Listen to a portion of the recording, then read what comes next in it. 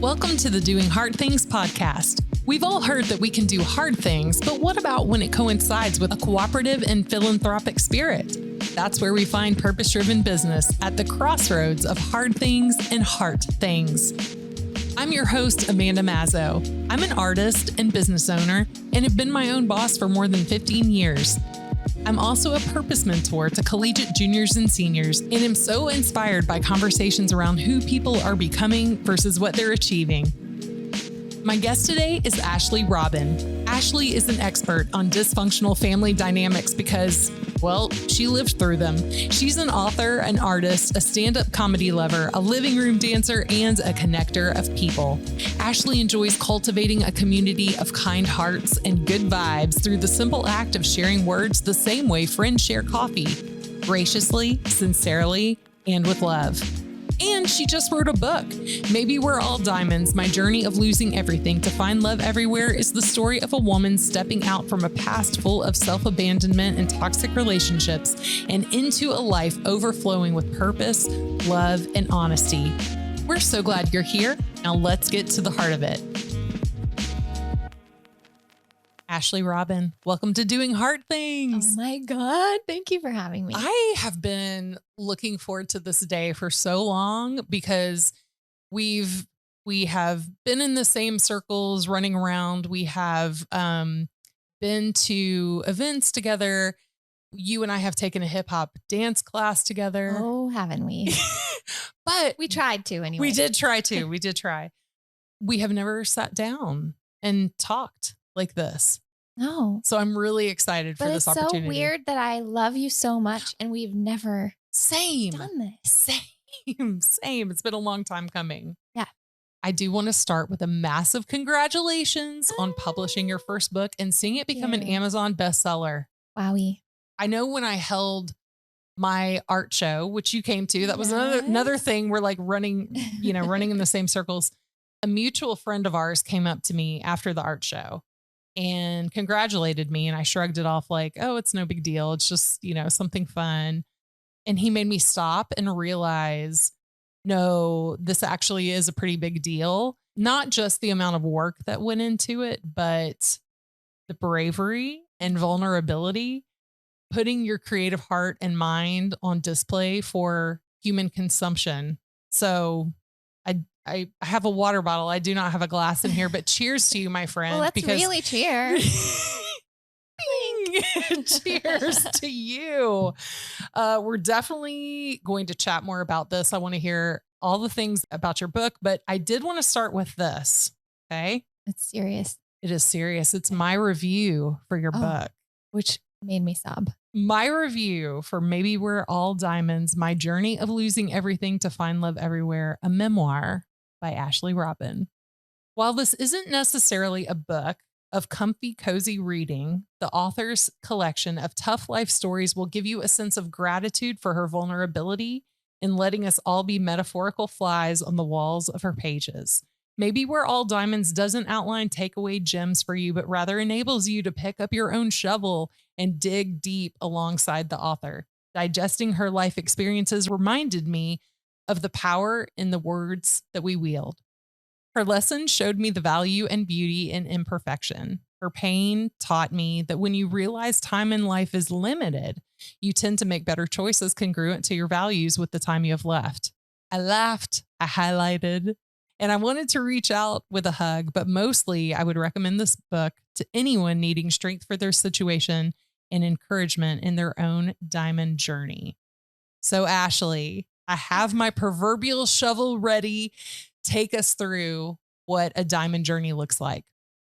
It's being honest with yourself first. It's really owning up to the things that you need to work on.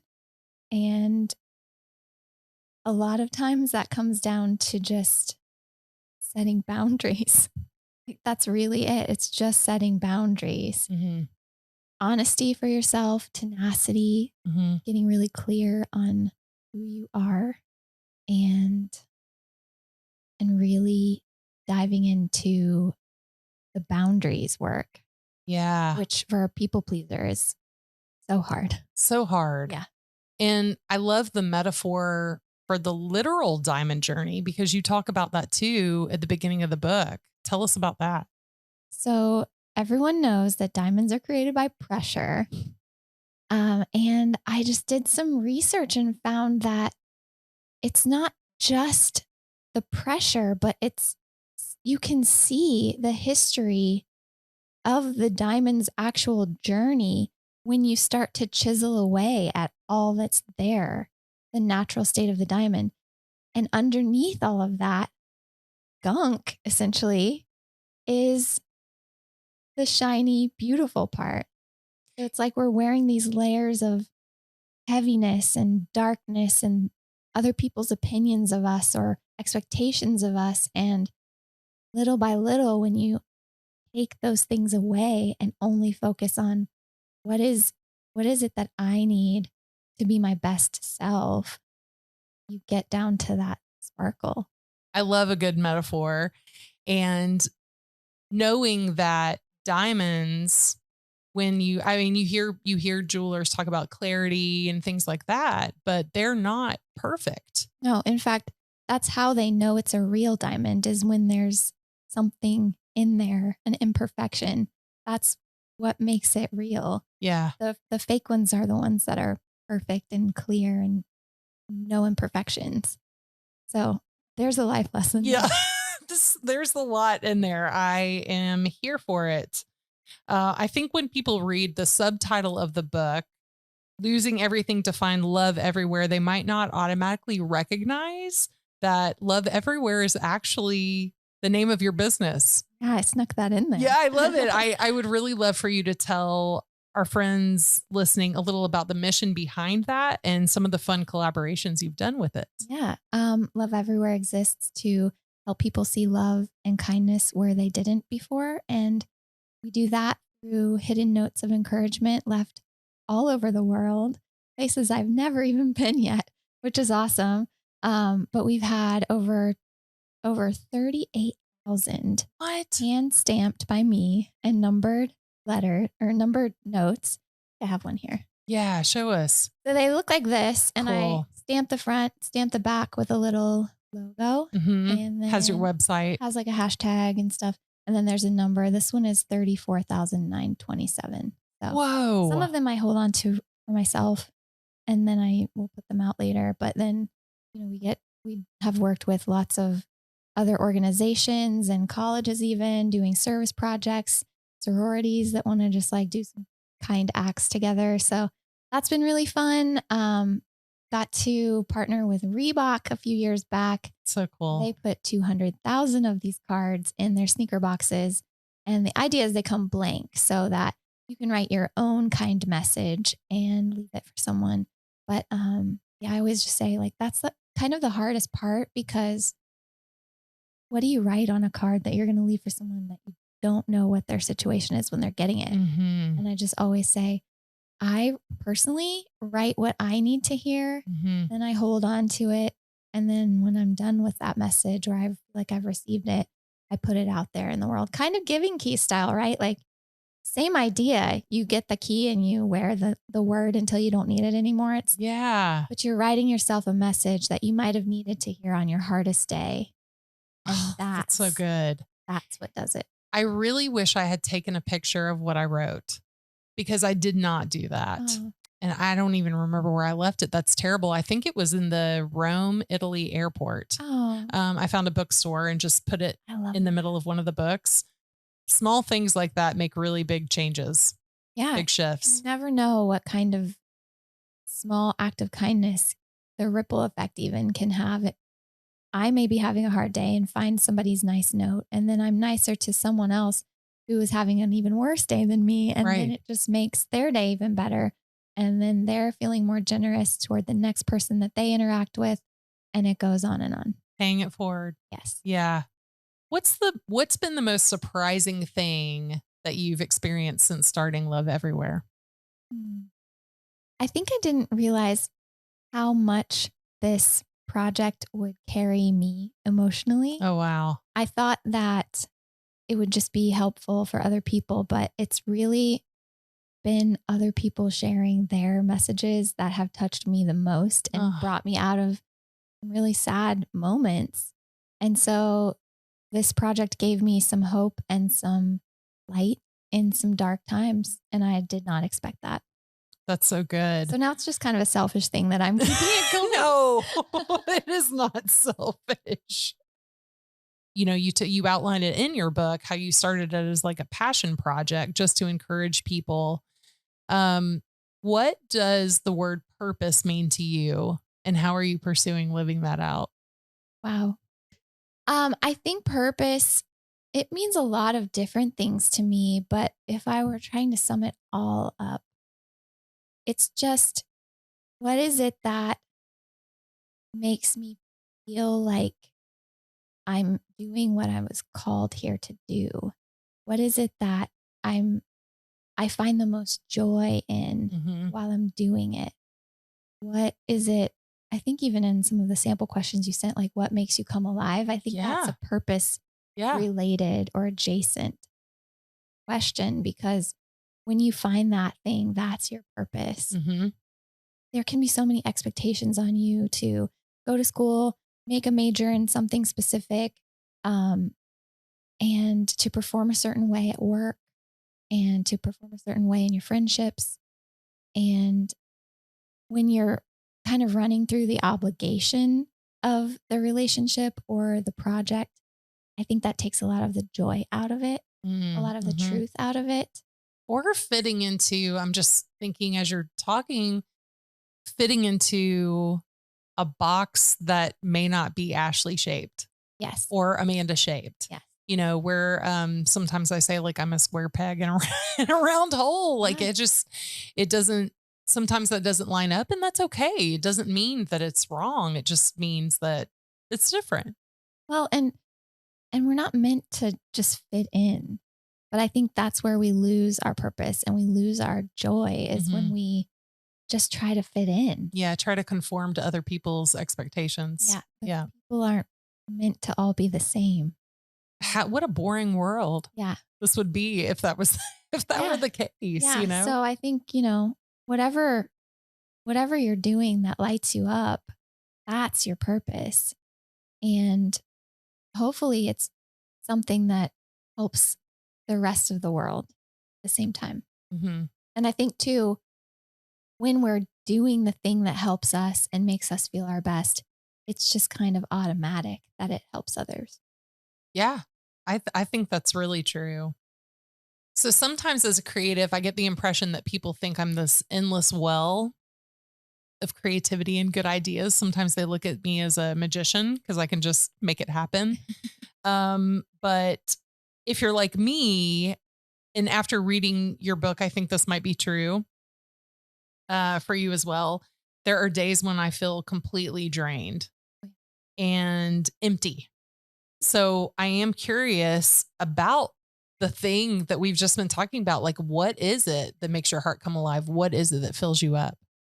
I think it's a healthy balance of people, like positive conversations, friendships, coffees, um, dancing, running. I take my dog for a run every morning. Anxiety walks are huge for me. Anxiety walks. Say more. Oh, I mean, they kind of started when I was going through the divorce process, just walking to process my feelings Hmm. and it turns out I didn't know that I was an anxious person because I was living with someone who had way more anxiety and I wasn't allowed to express any of mine. So when he left, it all came rushing in and walking just it was also COVID. Oh gosh. So everybody was walking for Yeah. their stupid mental health. For the So stupid mental health. so Yes. I think that it turns out gave me so much life Hmm. to do that and to feel myself in my body. Hmm. So that's the stuff that fills my tank. This past week has just been bizarre.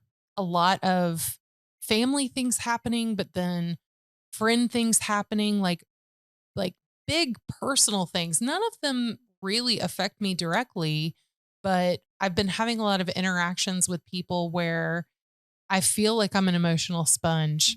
I have soaked up everyone's energy where they have just unloaded on me. And I want to do that. I want to show up with a heart for others and be there for the people that I love. That's so hard, right? Yeah. So when I heard you say, yeah, I didn't know that I was suffering from anxiety, like that I was living with somebody who really was. And I think that's a real thing, maybe for, I don't know, for everybody, but for me, maybe for you, where we are empaths Oh, yeah. and soaking up, soaking up the energy, whether it's joy or grief or anxiety.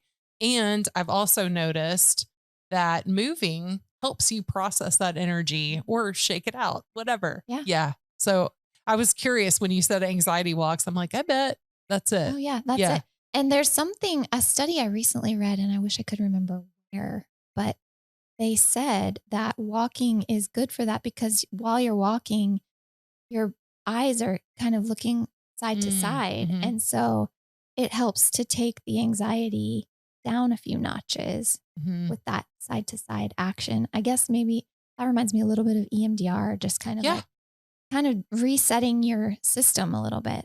Can you share one lesson that life has taught you that you think everyone else should learn?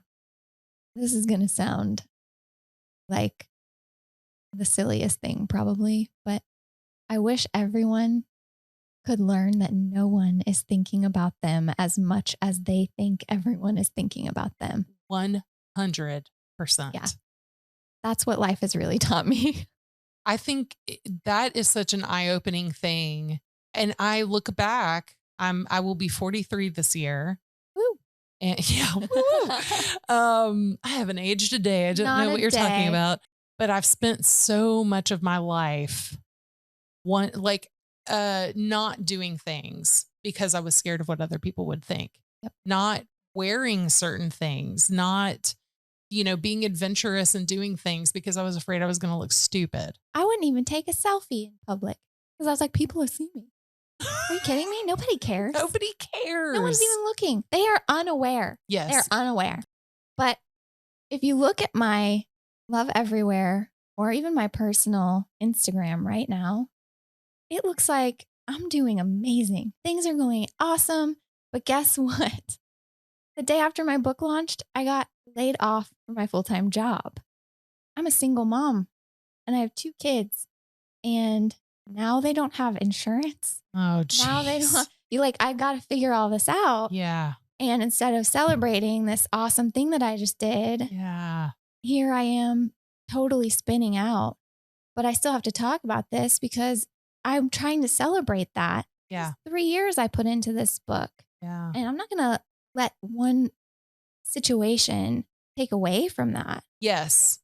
I'm going to be, grieve with you over this because that's crazy. Yeah. Yes. And that feels like the second, that feels like the sequel. If you want to dedicate it, if you have the energy to do that again, man. But the title is like, maybe some of us aren't diamonds. Just kidding. Maybe it's, just kidding. I'm going to shake things up a little bit. Let's do it. Because I like a game. Love it. So we have a segment called Pick a Card, Any Card. And these cards have shapes on them. We've got a purple pyramid, blue diamonds, pink heart, gold star, green shamrock, red check, and orange arrows. I'm going with sunshine yellow. Ooh, I like it. The star. If you won $10 million tomorrow, what would you do with your time? I love this question because I actually have planned a budget for if that ever happens to me. I like to sometimes play the lottery with my kids and they get SpongeBob pops from the ice, like the ice cream machine. But if I did win that kind of cold hard cash. Yeah, cold hard cash. $10 million. That's a lot. $10 million. Yeah. It would go so fast. Would you just spend it? Would you give it away? It's literally Tell me. Paying off my house and fixing a few things that are broken, paying off the credit card and the car, and then the rest of it. Like I've really thought about this and I want to start a foundation for women and men too, I guess, but I think it happens more for women when they're in these kind of emotionally abusive relationships because I was in that situation and I didn't know where to turn. I didn't have family to call or lean on for help. And I figured it out, thank God. But it's why I stayed longer than I should have. And I just don't think that should be the way. So I want so badly to find great success by winning $10 million or otherwise, where I can start a really cool way to support people leaving, because I felt this way toward the end of my marriage, but it was like, if he were being physically abusive, that's so much more obvious. And like, and there are resources out there, shelters and and that's wonderful. And like that is absolutely needed. But when it comes to emotional abuse, I think a lot of times that gets just kind of brushed off. And in some ways that psychological piece is so paralyzing. It's so paralyzing. And if you can't find help, then what do you do? So I just really want to help people to find their freedom. I'm cheering you on. I hope you win the lottery. Or if any listener would like to donate to my foundation, help me get it started. Yeah, that's a really good answer. Thanks, friend. Yeah, I like that. I really want to do it. I like really that. do. I'm cheering you on. And I hope that I can sooner than later. Yeah. Because I've got a fire under me to do it. It is what is making your heart come alive. Yeah. Pay attention to that. So your memoir, first of all, how cool is it that you have a memoir? Yeah. I mean, it's really nice. I will say it's been really nice to hear from friends and random people that don't know me now. Oh, I love that. I'm really grateful. That's amazing. And it's really lifted my heart and made it feel, I wasn't crazy for doing this. No. Because I really started to write my story just for my own healing. But I shared with a few people and they're like, oh, this is more than just for your healing. You were doing exactly what you just said with the note. You wrote it for you. And when you didn't need it anymore, you put it into the world, like the Share Love Everywhere note. Yeah. You put the card, you put the book into the world, and now it is for other people to help them. I hope it does. I hope it does. It will. I think that's incredible. Thanks. Okay. So what I was going to say, your memoir talks about the experience that you had starting school with your sights set on the creative industry. I wanted to be an animator. So spoiler alert, this section is kind of what not to do. Not for you, but I mean, for anybody listening. And for me. So I'm curious now, especially having been through that, what advice would you give for people starting out, wanting to start out in the creative industry? I'm thinking specifically about the college students that I work with. Two of them, my mentees, two of them have already graduated. One of them is in LA pursuing acting. Oh. One is here pursuing music. The other one is a junior. She's going into her senior year. So, and she's a creative studies major. I didn't even know that was a major, but great. Good on you. Yeah. So what advice would you have for these new graduates or soon to be grads? I have a lot of advice, but I want to speak first to the people pleasers because it's so easy to look for people to tell you what to do. And I did that with my mom. I did that. She wanted me to be in a fashion program because it was 100% job placement. Or that's what you'd been told, right? That's what I was told. And it was true. I found a job really easily after college. It was true. But that's not what I wanted to do at all. Yeah, that feels like a very large departure from animation. It's a huge departure, but you know, I'm in an office. I'm a kid. I'm 18. I may have just turned 18 because I'm an April birthday. So it was like I was maybe almost 18, maybe late 17. Let's just say I'm 17 and 11 months. Okay. Like you don't know who you are at that time of life. Listen, I didn't know who I was at like 25. No, I don't know who I am now. Like, I'm changing every day. Constant state of becoming. Exactly. So I think that for someone who's been used to always doing what they're told to follow in the footsteps of someone who's telling you what they think you should do sounds easy because maybe your mom is paying for your college. And so she wants you to major in something that's not creative. Or maybe your dad was a football player and really wants you to play football at college. And instead you want to do something else and pursue music or I don't know what. Mm-hmm. But if you give other people the power to say what your life is going to look like, you wake up one day and you don't even have a clue who you are. Yeah, it's because no you're longer living your life. someone else's life. That's right. And that's a really sad existence. It's a really sad existence. You can survive. It's a happy space to be, I suppose. Like you can function, but is it your best? Mm. Are you living in your purpose? Mm-hmm. Are you truly sparkling? I don't think that's possible if you've given someone else the keys to drive your car. I think first of all, if you're a people pleaser like me, just focus really on what is your heart telling you.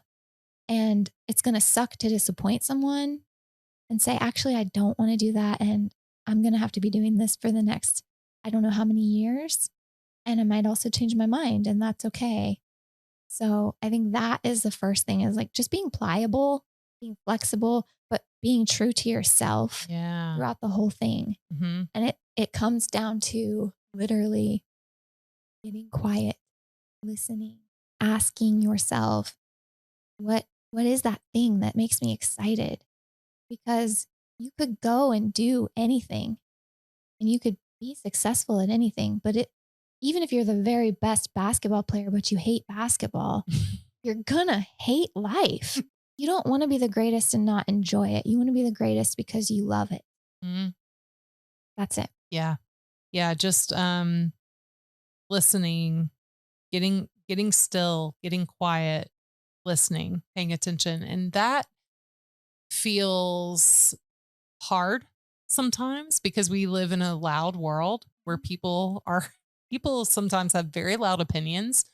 And that's okay. But how do we turn that down? Do we take time away, like just shut off technology? How do you do that? I do a lot of journaling. Mm-hmm.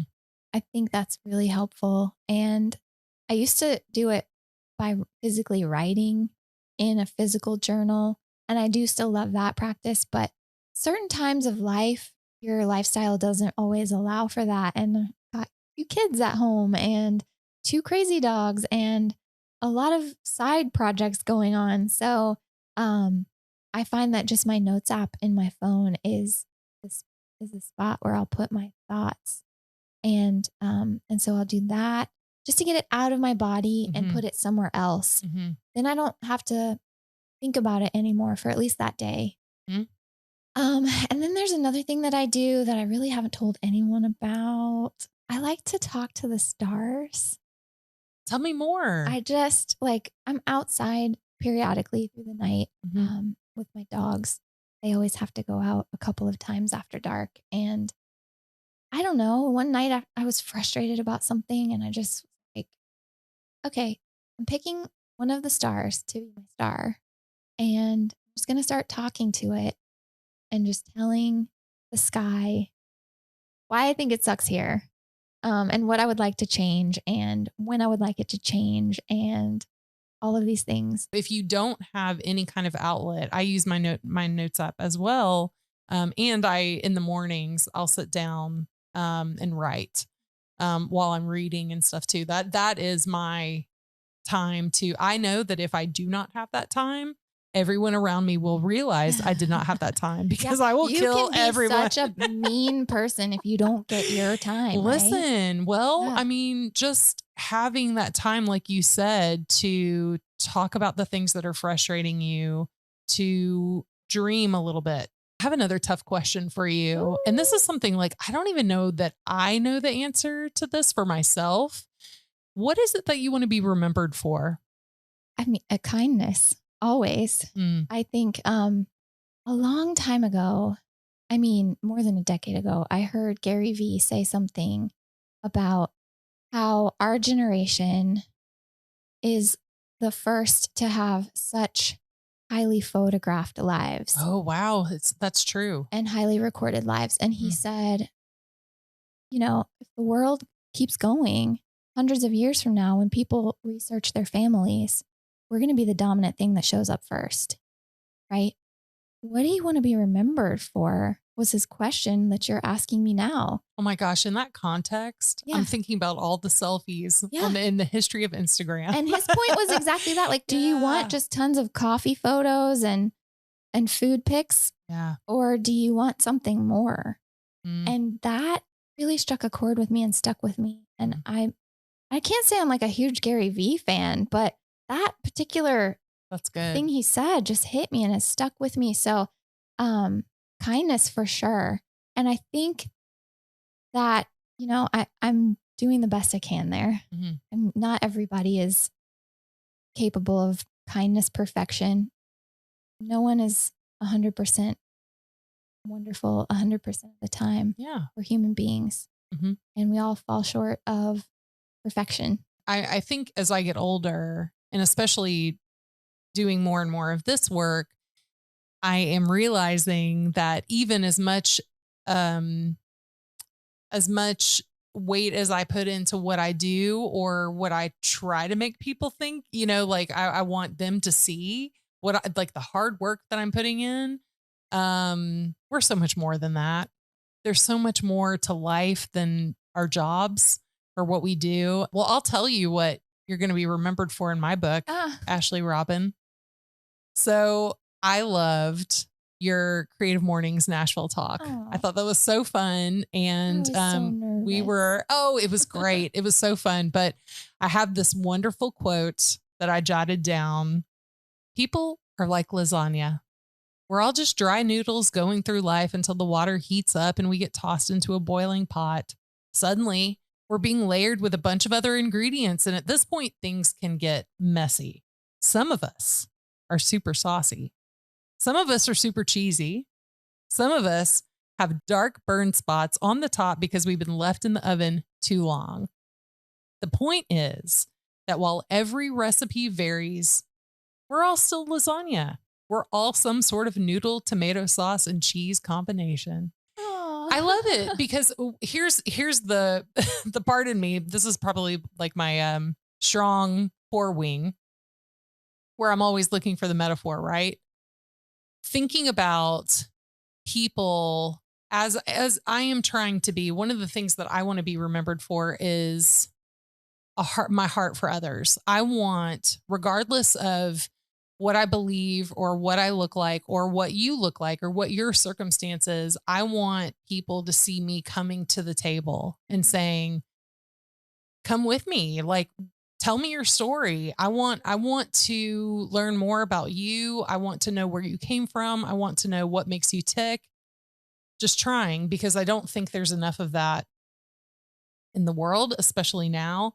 And what this tells me is that regardless of whether we are too saucy or too cheesy, or we've been through the ringer and we're in the oven too long and we have burn spots, we're all lasagna. We're all some sort of combination of noodle, tomato sauce, and cheese. And we're all delicious. So good. So to bring it back around to purpose. What is your why?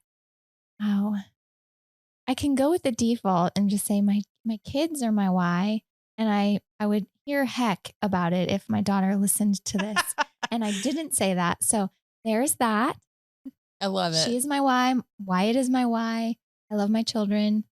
They really fuel a lot of what I do these days because I want them to see what is real love. What does it look like? What is true kindness? What does it mean to be human? So they do, like, that is a huge piece of my why. I think the other part of my why is myself. Like, and I couldn't have said that to you years ago, but I I abandoned myself for so long. And now that I found me, I really like myself. Oh, Like, I love that. I love think hearing I'm that. super fun. I You like are to super hang out with fun. myself all the time. I don't need other people to have a good time. And I don't need alcohol to have a good time either, but I will take a margarita. So I just really, I think like I'm doing it for my own joy at this point. And I do love other people and want to help other people. That's part of my DNA.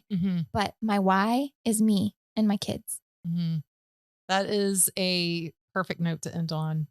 Thank you so much. I'm grateful for you. And I think what you were saying, just you want to leave kindness. You want to, that's what you want to be remembered for. And I think anybody that knows you, that's very evident. So grateful for you. Grateful for your heart. Love you so much. Thank you so much for your time. Thanks for having me. Thank you. If you'd like to hear more, you can follow Ashley at Share Love Everywhere. We're also on Instagram at Doing Heart Things and at Mazzo Media. Thanks for joining us today. Did this conversation strike a chord with your heart? We'd love for you to share your story with us at mazzomedia.com/heart. Please also share, subscribe, rate, and review wherever you listen to podcasts. We appreciate your help getting us into your friends' ears. We'll see you back here with the next episode. Until then, keep doing heart things. Doing Heart Things is brought to you by Mazzo Media, an award-winning creative studio in Nashville, Tennessee. We work with people, brands, and organizations to help tell their stories through videography, photography, graphic design, and social content. We believe that everyone has a story worth telling, and it's in those stories that we build bridges to each other. Ready to share yours? Get started at mazzomedia.com.